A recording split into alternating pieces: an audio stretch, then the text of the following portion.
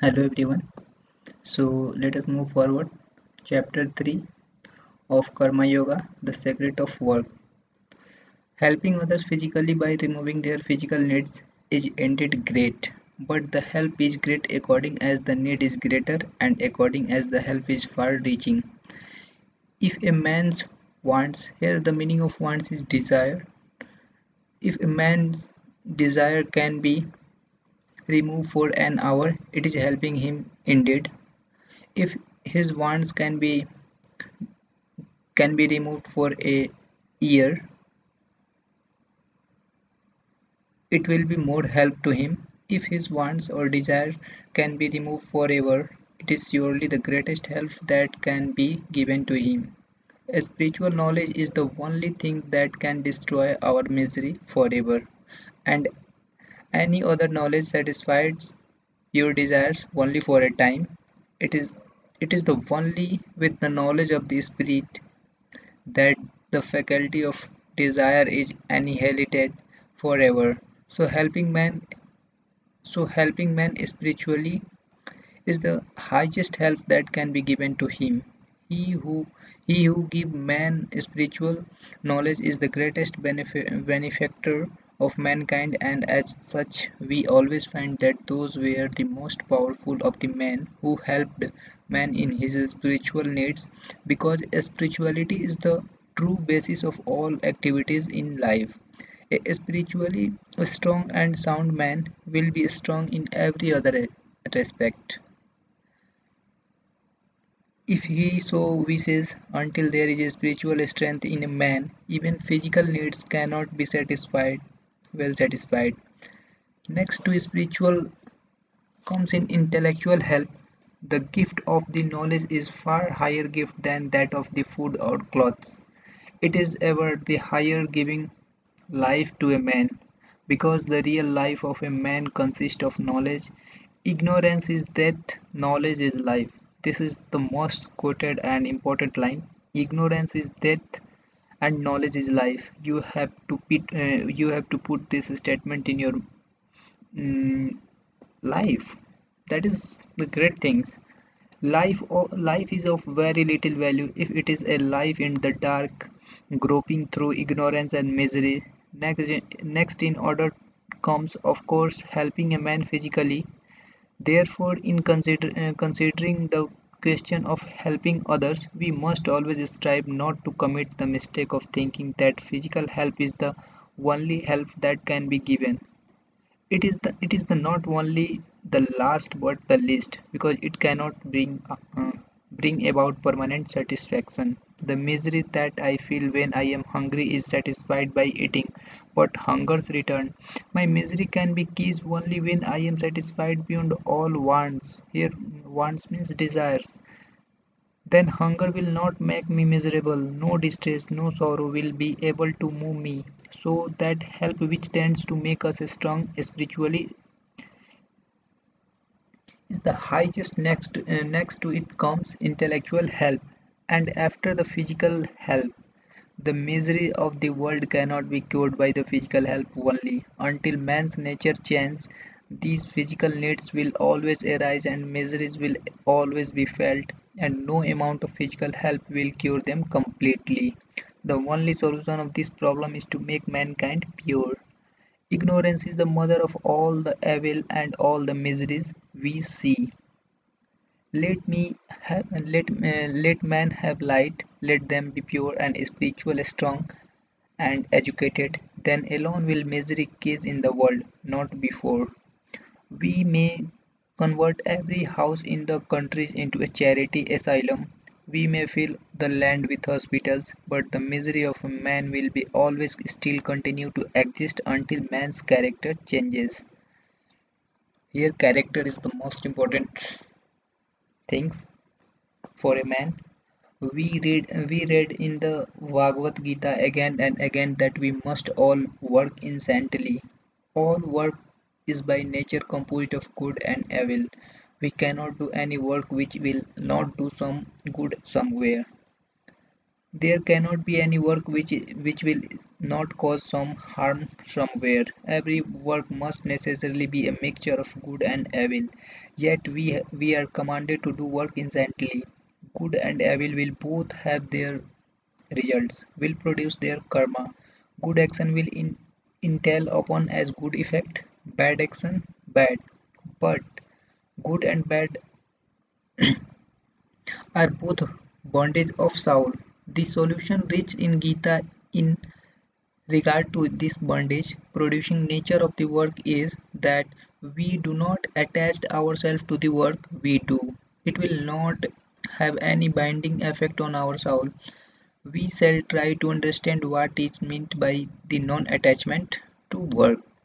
This is one central idea in Gita: work instantly but be not attached to it. Samskara can be translated very nearly inherent tendency, using the simile of the lake of mind.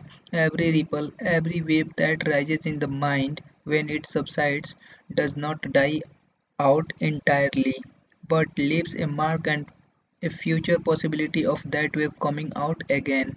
This mark with the possibility of the wave reappearing is what is called samskara. Every work that we do, every movement of the body, every thought that we think leaves such an impression on the mind stuff. And even when such impressions are not obvious on the surface, they are sufficiently strong to work beneath the surface subconsciously. If you think it is only our conscious mind works when we are doing something, no, somewhere else, your sub at some particular time, your subsequent minds also absorb everything what you are doing, thinking, and what you are going on in your head. So, what we are every moment is determined by the sum total of these impressions on minds. What I am just at this moment is the effect of the sum total of all impression of my past life. This is really what is meant by the character. Each man's character is determined by the sum total of the impression. If good impressions prevail, the character becomes good. If bad, it becomes bad. If a man continuously hears bad words, thinks bad thoughts, does bad actions, his mind will be full of bad impressions and they will influence his thought and work without his being conscious of the fact. In fact, these bad impressions are always working and their resultant must be evil and that man will be a bad man, he cannot help it. The sum total of these impressions in him will create the strong motive power of doing bad actions. He will be a like machine in hand of his impressions, and they will force him to do evil. Similarly, if a man thinks good thoughts and does good works, the sum total of these impressions will be good, and they, in a similar manner, will force him to do good even in spite of himself. When a man has done so much good works and thought so many good thoughts that there is an irresistible tendency in him to do good in spite of himself, and even if he wishes to do evil, his mind as the sum total of his tendency will not allow him to do so. The tendency will turn him back. He is completely under the influence of the good tendencies. When such is the case, man's good character is said to be established. It, as the tortoise tucks its feet and head inside the shell, and you may kill it and break it in the pieces, and yet it will not come out. Even so, the character of the man who who has control over his motives and organs is unchangeably established. He controls his own inner forces and nothing can draw them out against his will. By this continuous reflex of good thoughts, good impressions moving over the surface of the mind, and the tendency for doing good becomes strong, and as the result we feel able to control the indriyas, the five sense organs, and the nerve centers. Thus alone will character be established. Then a alone man gets the truth. Such a man is safe forever. He cannot do any evil. You may place him in any company, there will be no danger for him. There is a still higher state than having these good tendencies, and that is the desire for liberation. Here, liberation meaning is freedom, freedom from everything. You must remember that freedom of the soul is the goal of all yogas, and each are equally lead to the same result. By work alone, man may get where Buddha got largely by meditation, or Christ by prayers. Buddha was a working Janani, Christ was a Bhakta, but the same goal was reached by both of them. The difficulty is there. Liberation means entire freedom, freedom from the bondages of good as well as bondages of evil. A golden chain is as much as a chain, as much a golden chain is as much a chain as an iron one. There is a thorny in my finger, and I use another to take the first one out. And when I have taken it out, I throw both of them aside. I have no necessity for keeping the second thorn, because both are thorns after all. So the bad tendencies are to be counterattacked by the good ones, and the bad impression on the mind should be removed by the fresh waves of the good ones until all the evils almost disappears or is subdued and held in control in a corner of the mind. But after that, the good tendencies have also been conquered. Thus the attached becomes unattached. Work, but let not the action or thought produce a deep impression on the mind. Let the ripples come and go. Let huge actions proceed from the muscles and the brain, but let them not make any deep impression on the soul. How can this be done? We see that the impression of any action to which we attached ourselves remains. I may I may meet hundred of persons during the day, and among them meet also one whom I love. And when I retire at night, I may try to think of all the faces I saw, but only that face comes before my mind, the face which I met, perhaps only for a 1 minute, and which I loved. All the others have vanished. My attachment to this particular person caused a deeper impression on my mind than all other faces. Physiopsychologically, the impression have all been the same. Every one of the faces that I saw picture itself on retina, and the brain took the picture in it, and yet there was no similarity of effect upon the mind. Most of the faces perhaps were entirely new faces about which I had never thought before, but that one phase of my the but the one but that one phase of which I got only a glimpse found association inside. Perhaps I had pictured him in my mind for years, knew hundreds of things about him, and this one new vision of him awakened hundreds of the sleeping memories in my mind, and this one impression, having been repeated perhaps 100 times more than those of the different faces together, will produce a great effect on the mind. Therefore, be unattached. Let things work. Let brain centers work incessantly. But let not a ripple conquer the mind. Work as if you were a stranger in this land, a sojourner. Work incessantly, but do not bind yourselves. Bondage is terrible. This world is not our habitation. This is only one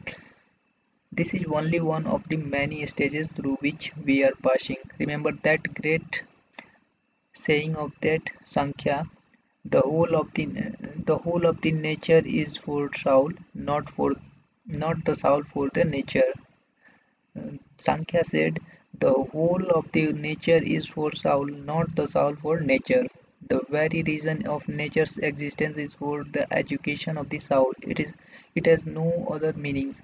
It is there because the soul must have knowledge, and through knowledge free itself. If we remember this always, we shall never be attached to nature. We shall know that nature is a book in which we are to read, and that when we have gained the required knowledge, the book is of no more value to us. Instead of that, however, we are identifying ourselves with nature. We are thinking that the soul is for nature, that the spirit is for the flesh, and the common saying has it we think the man lives to eat and not eats to live. We are continually making these mistakes. We are regarding nature as ourselves and are becoming attached to it. And as soon as this attachment comes, there is a deep impression on the soul which binds us down and make us work not for freedom but like slaves. The whole gist of the teaching is that you should work like a master, not as a slave. Work incessantly, but do not do slaves work. Do, do you not see how everybody works? Nobody can be altogether at rest. 99% of the mankind work like slaves, and the result is misery. It is all selfish work. Work through freedom, work through love. The word love is very difficult to understand. Love never comes until there is a freedom. There is no true love possible in the slave. If you buy a slave and tie him down in a chain and make him work for you, he will work like a drudge, but there will be no love in him. So when we ourselves work for the things of the world as slave, there can be no love in us, and our work is not true work. This is true of work done for relatives and friends, and is true for work done for our own selves. Selfish work is slab's work, and there is a test, and here is a test. Every act of love brings happiness. There is no act of love which does not bring peace and blessedfulness and its actions. Real existence, real knowledge, and real love are eternally connected with one another. The three in one, where one of them is the others also must be. There are the three aspects of the one without a second: the existence, knowledge, blissfulness. When when that existence becomes relative, we see it as the world. That knowledge become in it turns modified into the knowledge of the things of the world, and that bliss forms the foundation of all true love known to the heart of man. Therefore, true love can never react so as to cause pain either to lover or to be beloved. Suppose a man love a woman, he wishes to have her all to himself and feel extremely jealous about her every moment. He wants her to sit near him and to stand near him and to eat and move at his bidding. He is a slave to her, not wishes to have is her as his slave. That is not love. It is a kind of morbid affection of the slave, insinuating itself a love as love. It cannot be love because it is painful. If she does not do what he wants, it brings him pain. With love there is no painful reaction. Love only brings a reaction of bliss. If it does not, it is not love. It is mistaking something else for love. When you have succeeded in loving your husband, your wife, your children, the whole world, the universe in such manner that there is no reaction of pain or jealousy, no selfish feeling, then you are in a fit state to be unattached. Krishna says, look at me, Arjuna. If I stop from the work for one moment, the whole universe will die. I have nothing to gain from the work. I am the one Lord. But why do I work? Because I love the world. God is unattached because He loves. That real love makes us unattached. Wherever there is attachment, the clinging to the things of the world, you must know that it is all physical attraction between set of the particles of matter, something that attracts two bodies nearer and nearer all the times, and if they cannot get near enough, produces pain, but where there is a real love, it does not rest on the physical attachment at all. Such lovers may be 1,000 miles away from one another, but their love will always same. It does not die and will never produce any painful reaction. To attain this unattachment is almost a life work, but as soon as we have reached at this point, we have attained to the goal of love and become free. The bondage of nature us falls from us, and we see nature as she is. She forges no more chance for us. We stand entirely free and take not the result of work into consideration. When who then cares for the what the results may be? Do you ask anything from your children in return for what you have given to them? It is your duty to work for them, and there the matter ends. In whatever you do for a particular person, a city or a state, assume the same attitude towards it as you have towards your children. Expect nothing in return. If you can invariably take the position of a giver, in which everything given by you is a free offering to the world without any thought of return, then you will work bring you no attachment. Attachment comes only where we expect a return. If working like slaves result in selfishness and attachments, working as a master of our own mind give rise to the bliss of non-attachment. We often talk of justice and right, but we find that in world right and justice are mere baby talk. There are two things which guide the conduct of men: might and mercy. The exercise of might is invariably the exercise of selfishness. All men and women try to make the most of whatever power or advantages they have. Mercy is a heaven itself. To be good, we have all to be merciful. Even justice and right should stand on mercy. All thoughts of obtaining return for the work we do hinders our spiritual progress. Nay, in the end it brings misery. There is another way in which this idea of mercy and selfless charity can be put into practice. That is, by looking upon work as worship. In case we believe in a personal God, here we keep up all the fruits of our work unto the Lord and worship Him. Thus, we have no right to expect anything from mankind for the work we do. The Lord Himself worked incessantly and is ever without attachment. Just as water cannot wet the lotus leaf, so work cannot bind the unselfish man by giving rise to attachment to the result. The selfless and unattached man may live in the very heart of crowded and sinful city. He will not be touched by sin.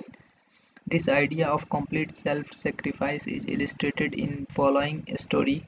After a battle of Kurukshetra, the five Pandavas brothers performed a great sacrifice and made very large gift to the poor. All people expressed amazement at the greatness and resourcefulness of the sacrifice and said that such a sacrifice the world had never seen before. But after the ceremony there came a little mongoose, half of whose body was golden and the other half brown, and he began to roll on the floor of sacrificial hall. He said to those around, you are all liars. There is no sacrifice. What they exclaimed, you say this is no sacrifice. Do you not know how money and jewels were poured out to the poor and everyone become rich and happy? This was the most wonderful sacrifices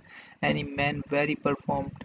But the mongoose said, there was once a little village, and in it there dwelt a poor Brahmin with his wife, his son, and his son's wife.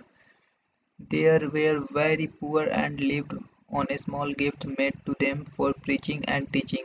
There came in that land a 3 years famine, and the poor Brahmin suffered more than ever. At last, when the family had starved for days, the father brought home one morning a little barley flour, flour which he had been fortunate enough to obtain, and he divided it into four parts, one for each members of the family.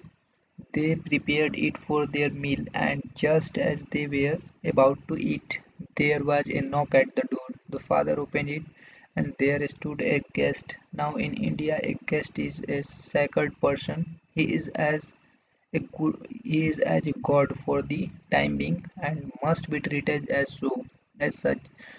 So the poor Brahmin said, "Come in, sir. You are welcome." He set before the guest his own portion of the food, which the guest quickly ate and said, "Oh, sir, you have killed me.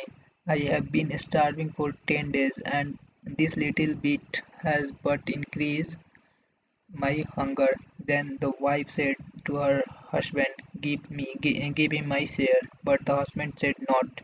So the wife, however, insisted, says, "Here is a poor man, and it is our duty as householder to see that he is fed, and it is my duty as a wife to give him my portion, seeing that you have no more to offer him." Then she gave her share to the guest, which he ate, and said he was still burning with hunger. So the son said, "Take my portion also." It is the duty of his son to help his father to fulfill his obligation. The guest ate that, but remained still unsatisfied. So the son's wives gave him her portion also. That was the sufficient, and the guest departed, blessing them. That night those poor people died of starvation.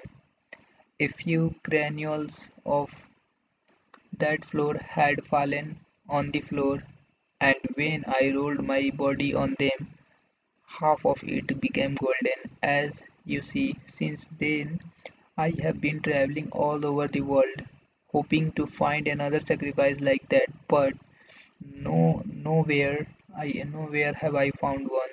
Nowhere else has the other half of my body been turned into gold. That is why I say this is no sacrifice. The idea of charity is going out of India.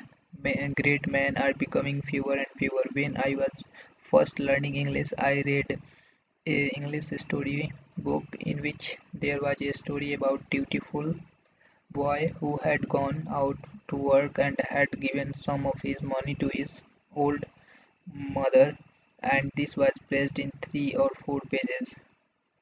What was that? What was that? No Hindu boy can ever understand the moral of that story. Now I understand it when I hear the Western idea. Every man for himself, and some men take everything for themselves, and fathers and mothers and wives and children go to the wall. That should never and nowhere be the ideal for the householders. Now you see what karma yoga means. Even at the point of even at the point of death, to help anyone without asking questions, be cheated millions of times and never ask a questions, and never think of what you are doing, never want of your gifts to the poor or expect their gratitude, but rather be grateful to them for giving you the occasion of practicing charity to them. This this is plain. To be an ideal householder is a much more difficult task than to be a ideal sannyasi. The true life of work is indeed as hard as, if not harder than, the equally true life for renunciation. Thank you.